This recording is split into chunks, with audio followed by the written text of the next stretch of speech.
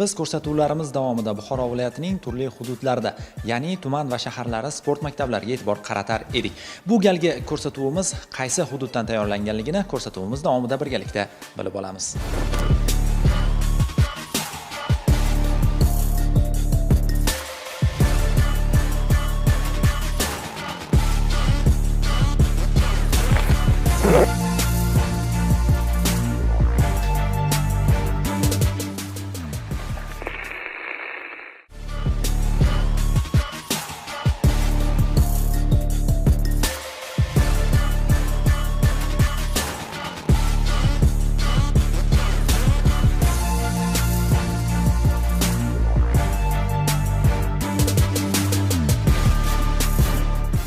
Orolbozor tumani Buxoro shahrining sharqiy qismida joylashgan, eng olis, eng yosh va eng kam aholi istiqomat qiladigan hudud.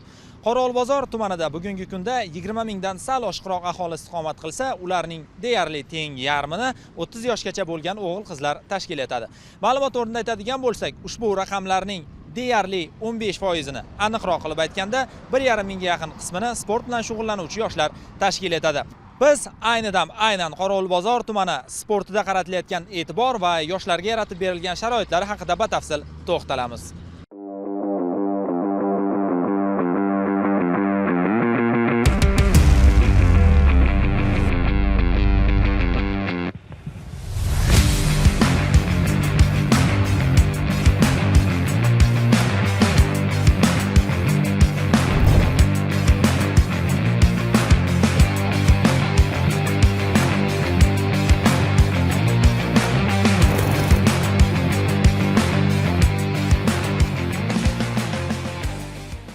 Qoraqalpog'iston tumani sporti haqida so'z borar ekan, birinchi navbatda hududdagi sport maktabi faoliyati e'tiborimizda bo'ladi.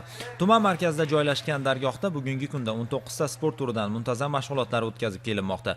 Ulardan 12 tasi, ya'ni badiiy gimnastika, badminton, basketbol, boks, gandbol, dzyudo, taekvondo WT, voleybol, futbol, stol tennisi, suzish va erkin kurash kabi yo'nalishlar olimpiya, para dzyudo, para taekvondo, para shaxmat bo'yicha para olimpiya, shu bilan bir qatorda muay thai, mini futbol, kickboksing, shaxmat hamda bitta milliy sport turi, ya'ni kurash bo'yicha o'quvchi yoshlar shug'ullanib kelishmoqda. Xususan maktabdagi shaxmat yo'nalishlarida ham 100 dan ortiq yoshlar doimiy jarayonlarda ishtirok etishadi.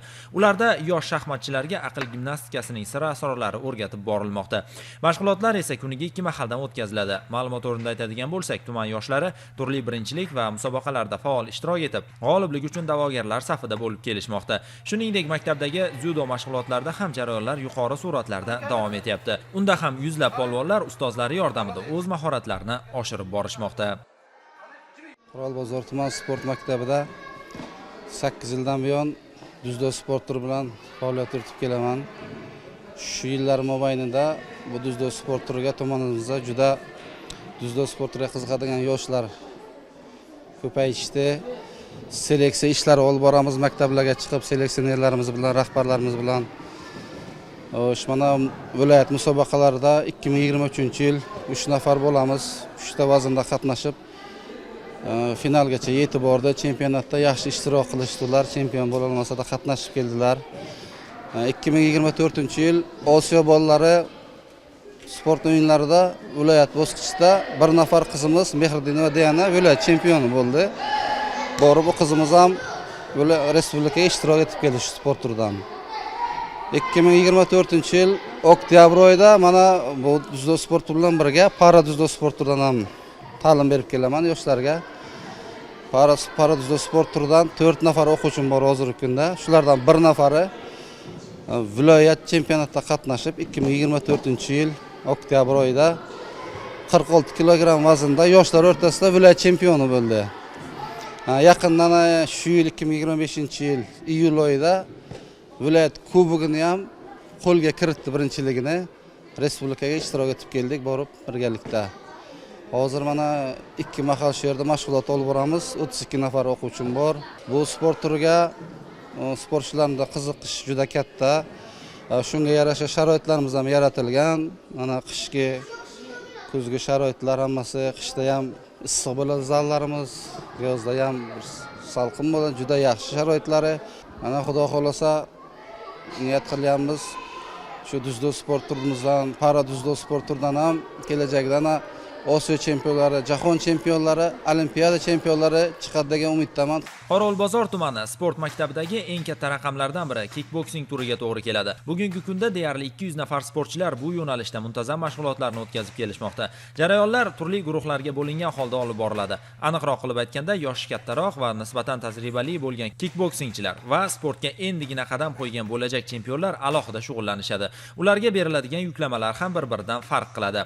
Ayni damda tuman sportchilari navbatdagi musobaqalarga jiddiy hozirlik ko'rishmoqda.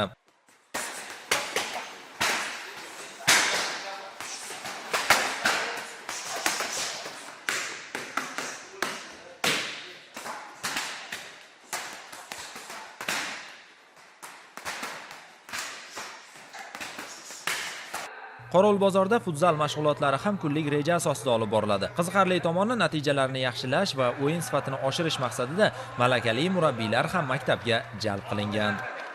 Qorovulbozor tumanida sun'iy qoplamali maydondan tashqari mana bunday zamonaviy talablarni o'zida jamlagan futzal sport zali ham bor.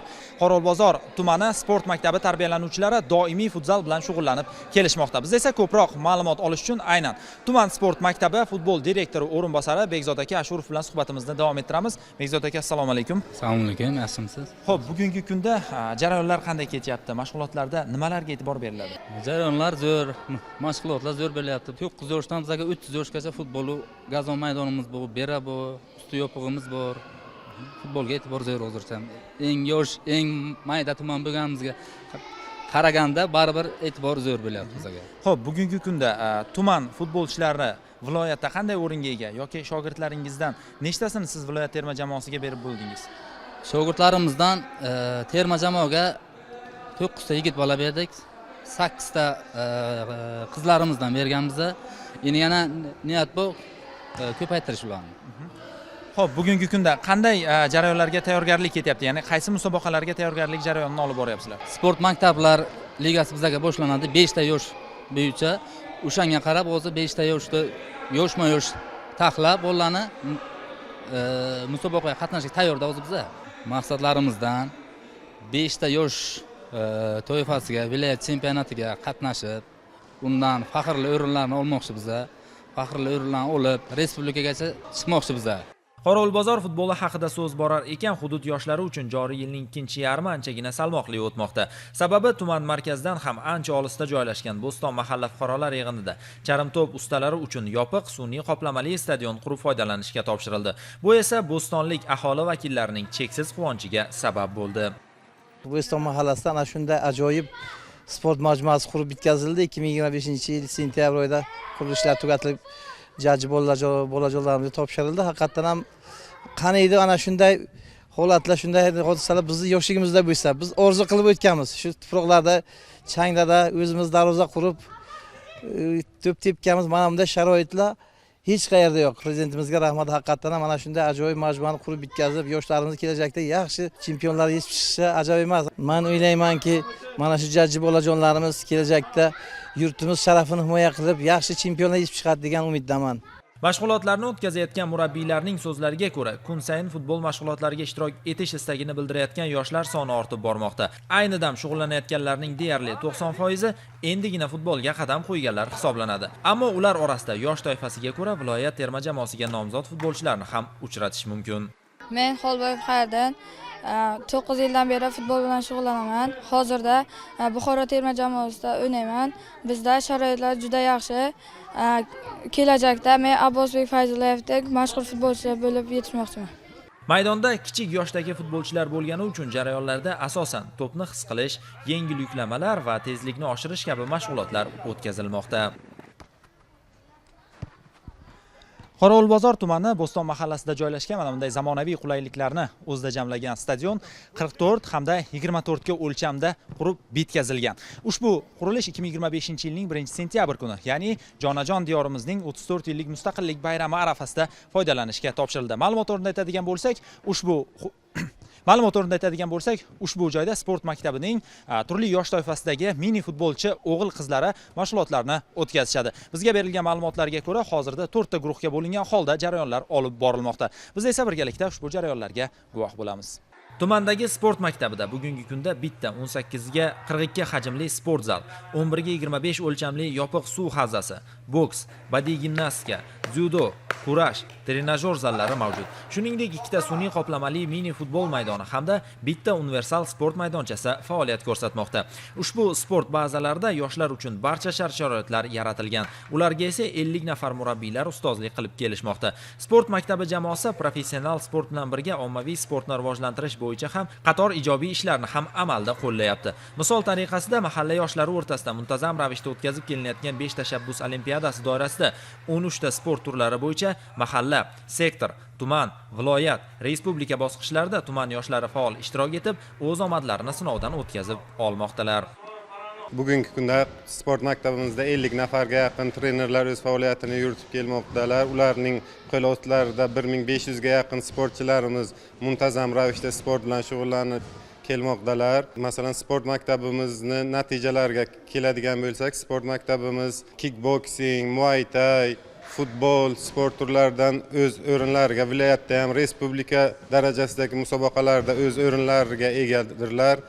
Masalan, ommaviylikni oladigan bo'lsak, aholining shu kungacha 40% ga yetkazgan bo'lsak, sport bilan shug'ullanishlarini biz o'zimizni oldimizda yil yakuniga qadar 42% ga aholini sport bilan shug'ullanish darajasini yetkazishga o'z oldimizda maqsad qilib olganmiz. Undan tashqari bizning chekka hududdagi mahallalarimizda ham hamma sharoitlar yaratilgan. Qorovulbozor tumanimizda 7 ta mahallalar mavjud bo'lib, ularning 4 tasi chekka hududlarda joylashgan bo'lib, 3 tasi tumanimiz markazida joylashgan. Bu borada mahallalarda ham biz trenerlarimizni jalb qilib, aholini har doim ommaviy sportga shug'ullanishlari uchun shart-sharoitlar yaratib, ularning doimiy ravishda sport bilan shug'ullanishlari uchun barcha imkoniyatlarni yaratib kelmoqdamiz. Bu borada zamonaviy futbol maydonchalari, street workout maydonchalari qurib foydalanishga topshirilgan.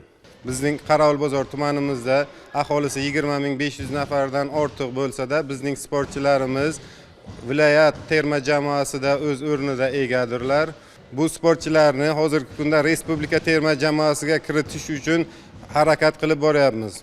Xulosa o'rnida aytadigan bo'lsak, tuman sport maktabi o'quvchilaridan 5 nafari xalqaro toifadagi sport ustasi, 7 nafari O'zbekiston sport ustasi, 52 nafari O'zbekiston sport ustaligiga nomzod hisoblanishadi. Erishilgan yutuqlarga to'xtaladigan bo'lsak, sport maktabi yoshlari viloyat, respublika, Osiyo, jahon chempionatlari va kubok musobaqalarida muvaffaqiyatli ishtirok etib kelishmoqda. Hozirgi kunda 230 nafar sportchilar viloyat, 17 nafar sportchilar respublika, 8 nafar sportchilar jahon chempionati va kubogi bahslarida sovrinli o'rinlarni qo'lga kiritishdi. Biz umid qilamizki, kelajakdagi natijalar bundan ham yuqoriroq bo'ladi.